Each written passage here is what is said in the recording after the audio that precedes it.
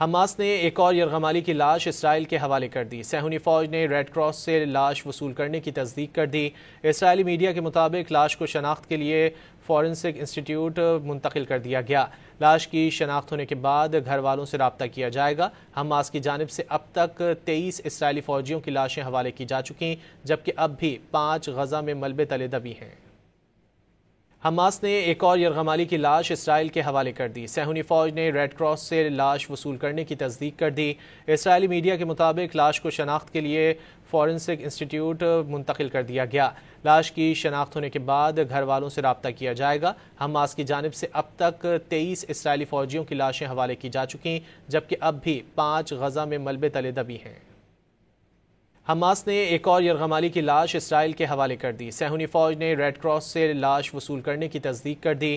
اسرائیلی media کے مطابق لاش کو شناخت کے لیے فورنسک انسٹیٹیوٹ منتقل کر دیا گیا۔